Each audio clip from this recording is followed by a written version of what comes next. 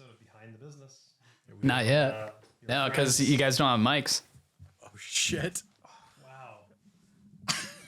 Wow. Lev, you're master of the obvious. Yeah. Welcome back to another episode of Behind the Business with your hosts, Dean Lyulkin and William Stern. I don't even get to say my own name. I don't want him to. It's like a Russian thing. It's a Russian thing. Yeah.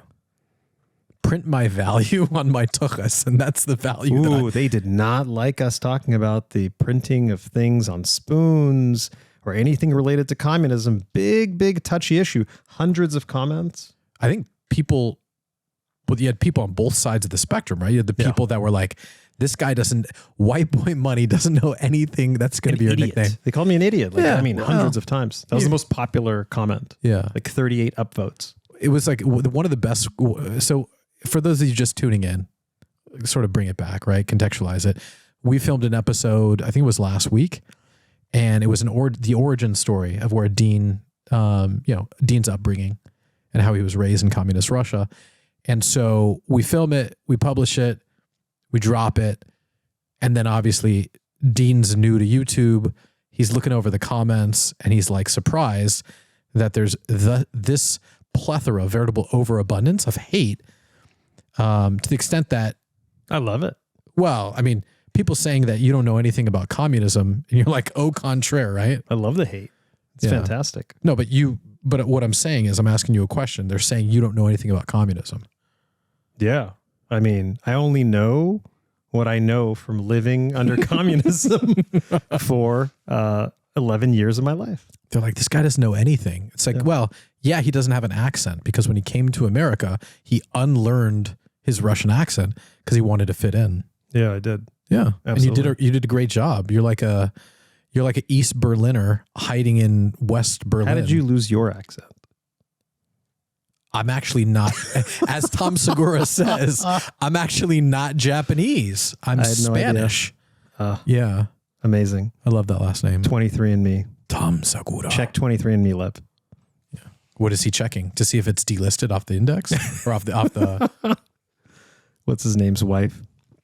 It's done, dude. That thing is fully baked. But yeah, I mean, all the comments were alluding to the fact that I don't understand communism based on these people watching like a 15-second clip of me and you talking. They didn't watch the full episode. No context. Yeah. So what is communism, Dean? You know what communism is. Explain to the three people watching what communism is. Communism is just oppression, right? It's dictatorship, it's oppression, and it's a group of people who want everybody to be equal but them. Yeah. And there's no way you're going to compare that to the United States of America, which is what people were alluding to in the comments on my last post about communism, because that's not what America's about. You know, communism reminds me of, right? I've grown up in the United States, so I've never lived through communism like you have. I'm just looking at the stage timer, see how much time has passed. But like I said, I've never lived through communism. Communism sounds a lot like a friend who wants to see you do well, just not better than they're doing. You familiar with that type of friendship? Where it's like, oh, Dean, you're crushing it, bro. But like, they don't want to see you crush it better than them. And so as a whole, communism seems like that idea. When in truth, there are people crushing it better than you. They're members of the Communist Party. They're the people in the Politburo, right? The people that are essentially rubber stamping what the dictator has to say. Absolutely. Accurate? Inaccurate? No, I think that's very, very accurate. And it's again, these people that are in power wanting everybody to be equal but them. Give us an example. Who's your favorite? Who's your favorite dictator of today in a communist country? Is it Hugo Chavez? Like, you know, is it I don't even know. Kim Jong-un? Can you even call Venezuela a communist country? It doesn't seem like it. Why is it not communist? Like state-owned enterprises. I mean, like I know someone whose son is living with his ex-girlfriend. Whoa, hold on, wait a second. Just give us the simplest. I know somebody who's living with their son of their ex-girlfriend. Venezuela just doesn't sound communist. They have lots of money there. Yeah. Right. People live in very sort of fancy communities. They have country clubs. Doesn't sound like communism to me. Yeah. It's like, is China communist?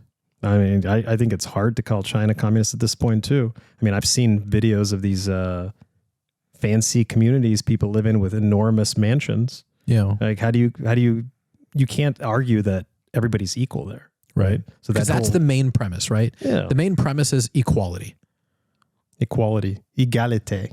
Yeah, absolutely. Yeah. Which is just an idiotic concept, right? Human beings were never meant to be equal, right? And it's oppressive to even suggest that they should be.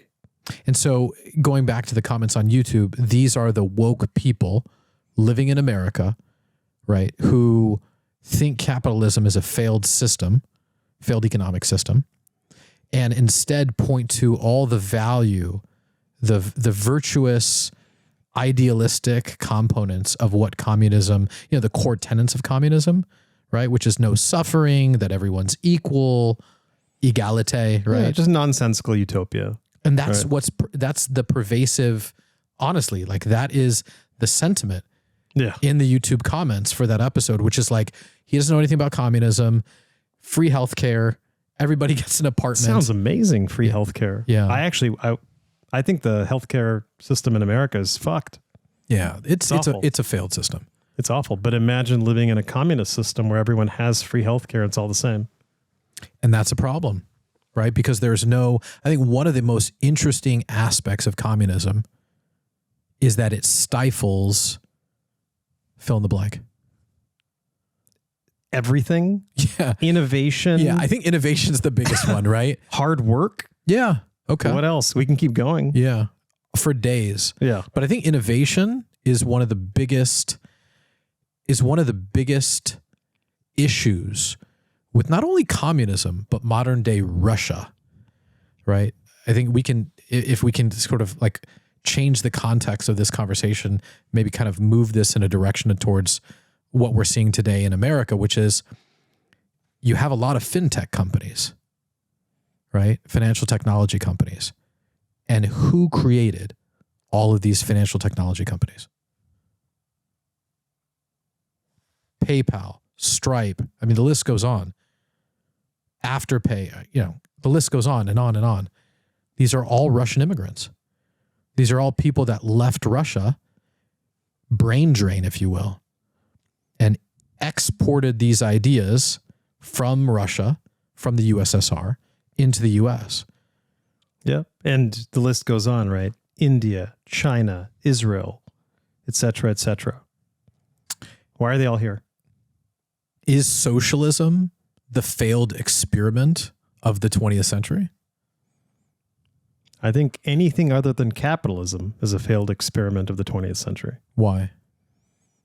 Because this is the only system that values the individual contribution to society, right? Every other system tries to put society above the individual. And I don't think that really works for anyone other than maybe the Japanese, right? Koreans, South Koreans. Yeah, they've done that pretty well too. Yeah, they've done that. Well, they're kind of a carbon copy, right? Of Japan. Yeah, absolutely. Because, they were a colony of Japan. And so was Taiwan, basically. Hats off to them. But I don't think that the Russians and Ukrainians and the Soviets were able to execute it with nearly the same level of grace. Well, I think one of the most interesting aspects of these countries, right, like you said, Japan and Korea as an example, is that there still is that strong socialist component where it's the society first, the individual second. And while it may not stifle innovation because they're capitalist, countries, Germany is another great example. I'll throw that in there. So Germany, Japan, and South Korea, countries that put the society first and the individual second, they do have innovation, but the country is run demonstrably, overwhelmingly so, by large corporations, not small companies.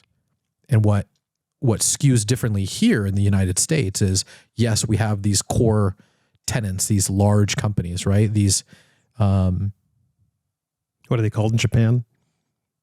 Karetsu. Yeah, Karetsu. Except here, our Karetsu are Google and Meta. Yeah. Amazing. In Korea, it's called chaebol. Chaebol. I think it's Hyundai and- Chaebol. Hyundai, Samsung, LG, right? Those types of companies. And in Japan, it's Panasonic, Toshiba, whatever, Toyota. So these are companies, massive companies that don't just, think of like the guitar company. Love, what's the Japanese guitar company that I'm thinking of? Ibanez? No. Can you fact check that for me real Yamaha? quick? Yamaha. Yamaha, It's Yamaha. Really? Oh, God, I No, love they make this guy. electric pianos or whatever, electronic pianos. Yeah, so it makes no sense, right? They make cars and trucks. They own real estate, shopping malls, Cranes. like heavy industry stuff. But then they also own guitars and amplifiers, right? And they also produce guitars and amplifiers. And it just goes to show you, like, that also is an imperfect experiment of capitalism, because it's not communism, right? But it's the next door neighbor. It's the next door neighbor where you have salarymen. They all work for these large companies, and they're just kind of like robots. And that's kind of like capitalism. Or sorry, that's kind of like socialism. Where in the US you have, right, a large component of the economy. Yeah, I mean, which are small sadly, right, businesses. the U.S., it could be argued that the U.S. is sliding towards some of this control by large corporations, right? And do you know why I think that's true? Tell me. Interest rates. I think when you talk about access to capital, right, for large corporations, they have so many different, like their cap table, right? It's so different, as you might imagine, than a small business. They can raise debt. They can sell a bond. They can gain access to capital from banks. Issue shares. Issue shares is another great example, right? What can a small business do? Nothing, right? Sure, they can come borrow money from Cardiff, right? American Express. Which is a great option. Yeah, shameless plug. But but in truth, right? They're so severely limited with how they can and what they can and how much they can borrow that it is skewing towards larger and larger corporations. They just have more momentum. They have, P equals MV, right? Momentum equals mass times velocity. Yeah, I mean, the small business owners have a tremendous amount of pressure on them, both from inflation and interest rates, right? Because they're subject to borrowing to fund their expansion, their dreams, right, and their operations. Yeah. But guess what? America still has an enormous advantage for small business owners that's almost built in or caked in to our society. Caked in or baked in? I like both. Yeah, literally. That could be your new catchphrase. Fucking caked in, bro. Yeah. And it's our tax system, right? The tax system is definitely geared to support the small business owner. Explain that to me. What do you mean by that? But yeah, our parents were typically employees, right? As most people are. And employees have a simple method of earning money, right? They go to work, they get a paycheck, they pay taxes. And what do they do then? They spend the money. Okay. Right. So we as kids would wait for our parents. Wait, so slow it down. They go to work, they earn a paycheck, they pay taxes, and then whatever's left over, they get to spend. That's it. That's all they get to spend. So walk us through an example. So like they make $100,000 a year as a computer programmer. They're taxed at 50%. Yeah. And maybe whatever, there's $60,000, $65,000 left over. Okay. Right. And that's it. $5,000 a month is what they take home to feed their kids, clothe them, support them, educate them. That doesn't sound so good. Yeah. Right. So what's the opposite? The opposite's a business owner. Okay. Right. As a business owner, all of a sudden you have this amazing capability to earn money. Okay. So I own a donut shop. Explain it to me like I'm stupid. Yeah. So the donut shop has revenue, right? Okay. Customers come in and they buy donuts. And that revenue goes in the bank. Then the donut shop gets to spend money. Okay. So hold on a second. I own a donut shop.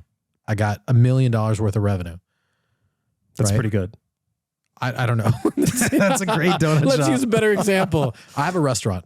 Yep. I have a restaurant and it seats 400 people. Oh, that's okay. big. It's a big restaurant. And I have $1 million in revenue. Yep. Now explain it to me. So you as the business owner get to decide how you spend that revenue, right? Which expenses you're going to deduct from your revenue before you pay taxes. Okay, so I've got like that is the beauty of the American system. Well, hold on. I've got employees, I've got food costs, right? I've got insurance, I've got my lease on my building, right? So now let's say I've got like $500,000 left over. Now, in addition to all of those expenses that I think everyone's familiar with for a restaurant, the owner of the restaurant might have a vehicle. Okay.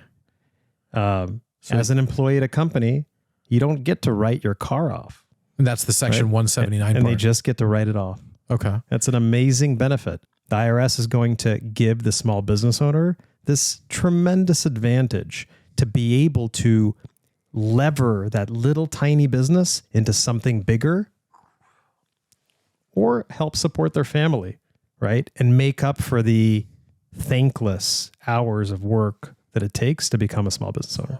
If I'm a salary man, I make a salary, I pay a lot of taxes, and then that little amount left over, that's what I get to spend. The alternative is... And the business owner gets to play the reverse Uno card.